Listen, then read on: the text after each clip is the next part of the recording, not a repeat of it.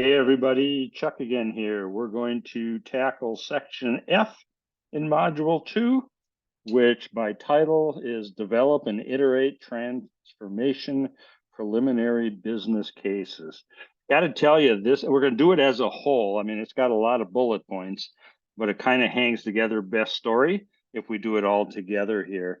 It's kind of another one of those interesting studying for sections, I guess, for lack of a better term, because again, we found ourselves as a group of us that were studying it.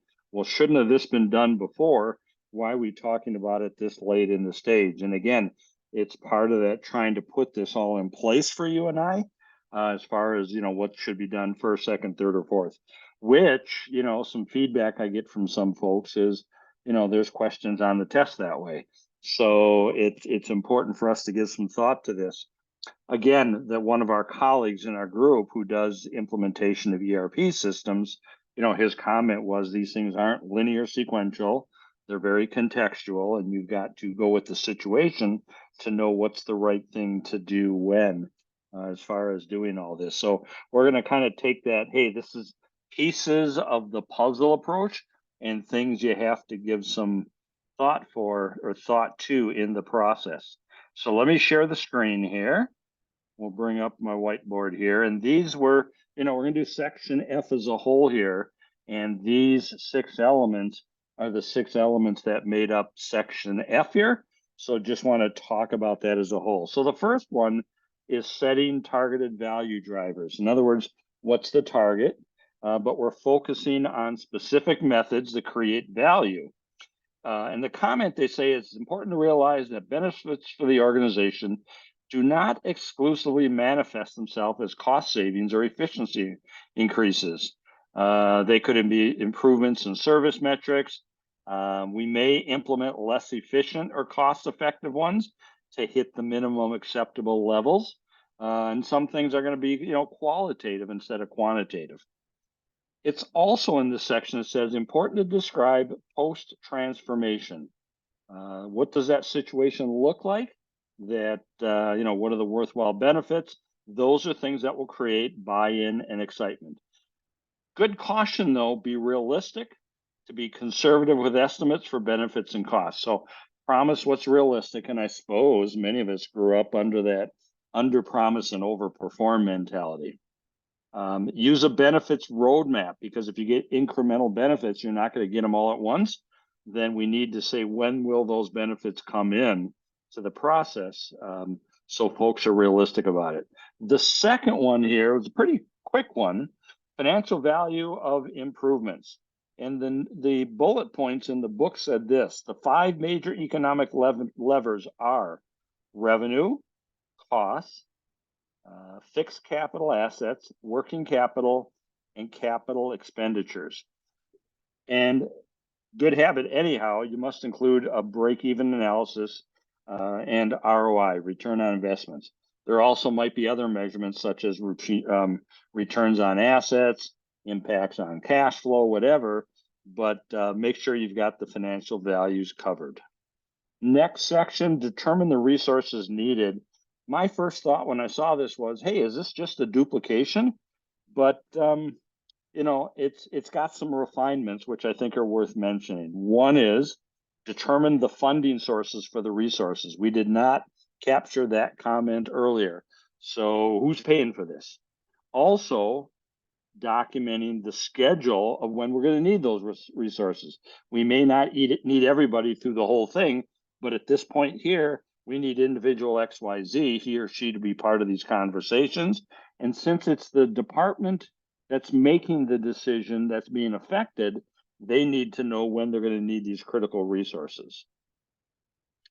Major consideration is, of course, who's responsible for funding and resourcing the projects. Recognize also, and this is a little bit of a repeat at the same time, multiple competing interests vying for a limited number of resources. The competition often comes from standing processes and tasks in those areas. So that's often the traditional, hey, I need that person to do today's stuff. I can't free them up for tomorrow's stuff, this project. I can give you this person, but this may not be the right person. So you're pushing back and saying, no, I got to have this person. So there's this back and forth competition within today and transformation projects. Estimating costs and schedule, a little bit of governance, perhaps, how project spend will be managed. Okay. Selecting KPIs when we look at that. This is different. It's another set of KPIs. KPIs that measure the progress and success of the project itself. So is the project itself on track? Is it ahead, behind, staying within costs? So it's the project itself, not the movement, within each of the projects and the tasks. Portfolio as a whole. Monitoring these KPIs and mechanisms must be prioritized, properly supported. And if you think about it, how else are we going to know whether the project's on track or not? Okay. We need to think about how these metrics will be measured. They should quantify success for the goal, and they should be clear and specific. The last one, crafting the message content. This was one that got us a little scratch in our head too, because it talks about the business case to get the approval to do this. And there was a part of us that are saying, well, shouldn't this have been done earlier? And perhaps so. I haven't been in as many projects in the last 23 years because I've been training. But those who have been through project improvements, implementing ERP systems, et cetera, definitely talk to them about when's the best timing for the business case. Okay. And the comments here, I think, still hold depending where you do it. Ultimately, the business case should help achieve the vision and goals of the supply chain and the organization. Work to establish buy-in as well as strong supporting links. The presentation or the business case should be carefully constructed and tailored to the audience and thoroughly rehearsed. So no winging it. This is serious stuff.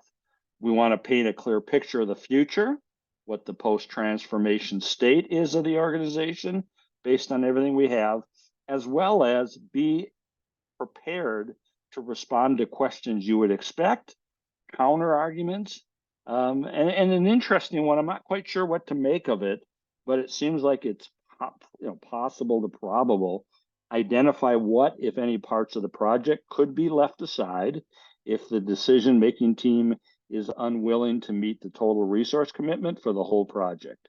And so that's an interesting one to give thought to as well, is a little touch of that, what's the core of what we have to make the leap over? What would be stage 2, stage 3, if we're not in a position to fund those whole things. So as you see, there's a little touch in an element in this section F here on shouldn't some of these be done ahead of time? Some of them make sense now, but like our colleague in our study group said, it's all contextual, folks. And so you have to read the leaves or the tea leaves to know what makes sense for when in your organization.